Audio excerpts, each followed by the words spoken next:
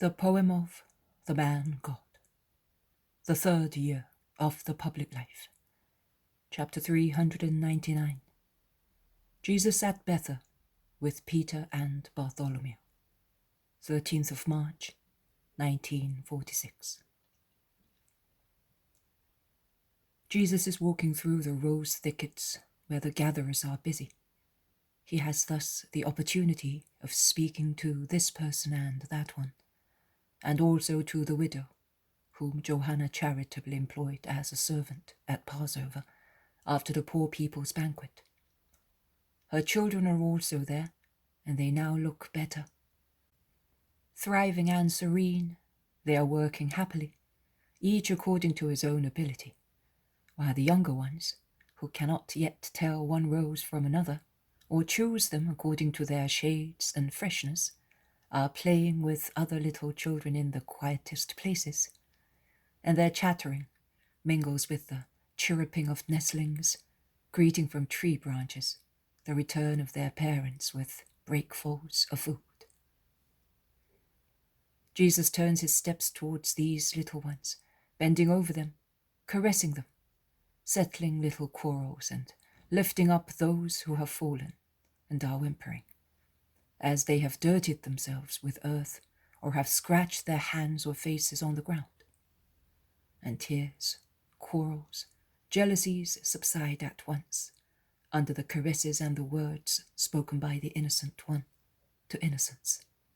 And the cause of the quarrel, or of the fall, that is a golden scarab, a coloured or shiny little stone, a flower, becomes an offer made to Jesus, who has hands and belt full of them, and who, without being noticed, puts scarabs and ladybirds on the leaves of plants, releasing them.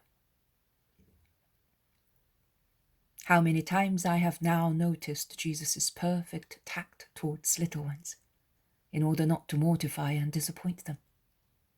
With fascinating art, he knows how to improve them, and he makes himself loved with what is apparently a mere trifle, but is instead the perfection of love adapted to the smallness of children, and to me.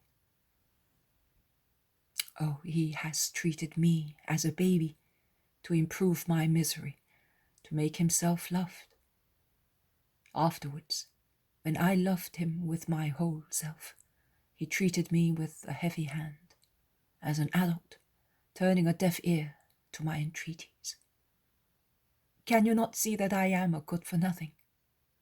He smiled and compelled me to perform the work of an adult. Oh, only when poor Mary is thoroughly distressed, he becomes once again the Jesus of children for my poor soul, which is so incapable. And he is pleased with my scarabs, little stones, flowers, with what I can give him. And he makes me understand that he finds that they are lovely, and that he loves me because I am a non-entity that relies on and is lost in the infinite. My dear Jesus, loved, madly loved, loved with my whole self, yes, I can declare it, on the eve of my 49th birthday, on the eve of men's judgment on my work as mouthpiece. If I examine myself carefully, if I diligently search my spirit and my whole self to decipher the true words that are in me, I can now say that I love God. I realize that I love my God with my whole self. It took me 48 years to get to this total love, so total as not to have one thought of personal fear in the provision of a condemnation, as I only worried about the repercussions such conviction might have in the souls that were led to God by me, and are convinced that they were redeemed by Jesus living in me, and would break off from the church, the link joining mankind to God. Some people may say, are you not ashamed of having taken such a long time? No, not in the least. I was so weak, such a mere nothing. that it took me all that time. In any case, I am convinced that it took me exactly the time that Jesus wanted. Not 1 minute more, not one less. Because I can say this. Since I began to understand what is God, I have never refused God anything. Since the time when I, a 4-year-old girl, felt him to be so omnipresent that I believed him to be even in the wood of the back of the chair on which I sat, and I apologized to him for turning my back on him and leaning on him. Since the time when, still a 4-year-old girl, even in my sleep I pondered how our sins had wounded and killed him, and I would stand up on my bed in my long nightgown and, without looking at any holy picture, but addressing my beloved Jesus killed on our behalf, I would implore him, "Not I, not I. Let me die, but don't tell me that I wounded you." And my heart rose. You are aware, my love, of my fervent emotions. You are acquainted with every one of them. You know that a simple hint of a proposal of yours was accepted at once by your Mary. Even if you proposed that I should give you the love of a sweetheart, nay, just then, at Christmas in 1921, my love for you was confirmed. Or the love of relatives, or my life, health, wealth, and that I should become more and more a non-entity in social life, a piece of wreckage looked upon with pity or derision by the world, one that cannot take a glass of water by herself if she is thirsty, and there is no one who hands it to her, one nailed like you, yes, like you, and as I have so eagerly wished to be, and as I would like to become immediately once again, if you should cure me, everything. The non-entity has given everything, her whole being as a creature. Well, even now, yes, even now, when I may be judged badly and interdicted, and I may be struck, what shall I say to you? Remain with me, you and your grace. All the rest is nothing. I only beg you not to deprive me of your love, and not to allow those whom I brought to you to fall back into darkness. Oh, but where have I gone, oh my son, while you are walking around the rose thickets? Where my heart, that has had an effort of love for you, leads me, and it throbs and inflames the blood in my veins. And people will say, she has a temperature and is suffering from palpitations. No. The fact is that this morning you are rushing into me with the strength of a divine hurricane of love.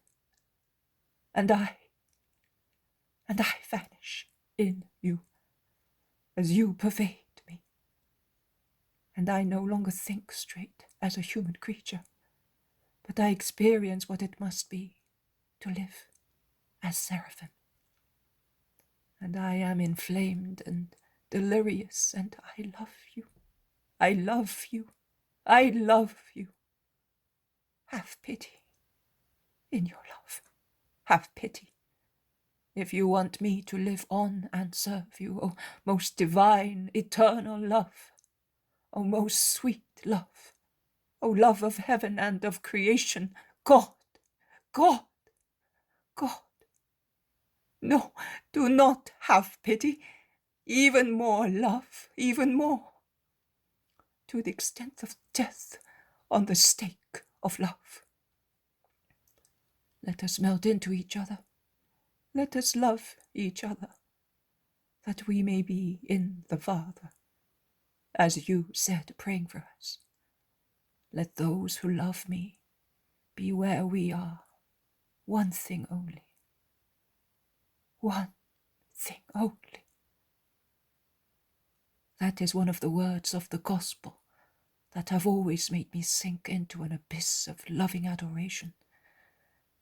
What you asked for us, O my divine Master and Redeemer. What you asked, O my divine Master, mad in love. That we may be one only with you, with the Father, with the Holy Spirit. Because who is in one is in the three. Oh, inseparable and yet free Trinity of the God, one and trine. Blessed, blessed, blessed with each throb and breathing of mine. But let us go back to the vision, since I now see Peter coming forward with so rapid a step that its garments flutter like a sail swollen by the wind. He is followed by Bartholomew, who is proceeding more calmly. Peter arrives unexpectedly behind Jesus, who is bent fondling some sucklings, the children of the gatherers, lying on folding seats in the shade of trees. Master! Simon, how have you come here? And you too, Bartholomew. You were to leave tomorrow evening, after the sunset of the Sabbath. Master, do not reproach us. Listen to us first. I will listen to you, and I do not reproach you, because I believe that you must have a grave reason for disobeying. But reassure me that none of you is ill or hurt. No, no, Lord, no harm befell us, Bartholomew hastens to add. But Peter, always sincere and impulsive, states, as far as I am concerned, it would have been better if each of us had broken legs, or even if our heads were injured, rather than... But what happened? Master, we thought that it was better to come to put an end to, Bartholomew is saying, when Peter interrupts him. Hurry up in telling him! And he concludes, Judas has become a demon since you left. We could no longer speak or reason. He has quarrelled with everybody, and he has scandalized all the servants of Eliza and other people as well. Perhaps he has become jealous because you took Simon with you, says Bartholomew apologetically, when he sees that Jesus' countenance has become very severe. Nonsense! What jealousy! Stop excusing him, or I will start quarrelling with you to give vent to my feelings, since I do not brawl with him. Because, Master, I succeeded in being quiet. Just imagine, quiet, to obey you and for your sake. What an effort! Well, when Judas went away slamming the door, we consulted with one another, and we thought it was better to leave in order to put an end to the scandal in Bether, and to avoid boxing his ears. And Bartholomew and I left at once. I asked the others to let me go at once, before he came back, because I felt that I could not control myself any longer. Well, I've told you. You can now reproach me if you think that I made a mistake. You have done the right thing. You have all done the right thing. Also Judas? Oh, no, my lord, don't say that. He made a deplorable spectacle of himself. No, he did not do the right thing. But it is not for you to judge him. No, Lord. His no is uttered with great difficulty. There is a moment of silence. Then Peter asks, But will you at least tell me why Judas has become thus all of a sudden? He seemed to have become so good. Everything was so pleasant. I said prayers and made sacrifices that it might last, because I cannot see you depressed, and you are distressed when we misbehave. And since the feast of the dedication, I know that even the sacrifice of a spoonful of honey is of great value. A disciple, the youngest disciple, a poor boy, had to teach this truth to me, your stupid apostle. But I did not neglect it, because I saw its fruit, because I also, although a blockhead, have understood something through the light of wisdom that bent benignly over me, touching me, a coarse fisherman, a sinner. I have understood that we must love you not only with words, but by saving souls with our sacrifice, in order to give you joy, and not to see you as you are now, as you were at Shabbat. You are so pale and sad, my master and lord, whom we are not worthy to have, whom we do not understand, and we are worms near you, the Son of God. We are mud near you, the star. We are darkness, you are light. But it was of no avail. It is true, my poor offering, so poor, so badly made, what purpose could they serve? It was pride on my part to believe that they might serve. Forgive me, but I gave you what I had.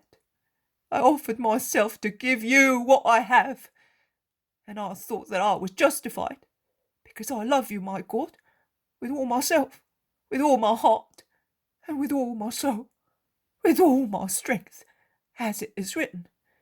And now I understand also this, and I also say that, what John our angel always says. And I beg you, and he kneels at Jesus' feet, to increase your love in your poor Simon, so that my love may increase for you, my God. And Peter prostrates himself to kiss Jesus' feet, and remains thus. Bartholomew, who has been listening, admiring, and assenting, imitates him.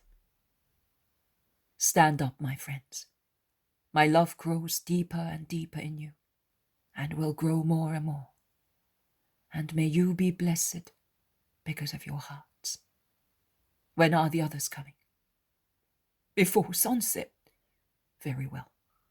Also, Johanna, Eliza, and Cusa will come back before sunset. We shall spend the Sabbath here, and then we shall leave.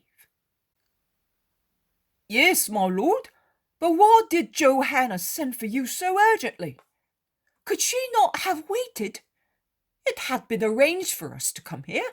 Through her imprudence, she has caused all this trouble. Do not reproach her, Simon of Jonah. She acted out of prudence and love. She sent for me, because there were souls to be confirmed in their goodwill. Oh, in that case I will say no more.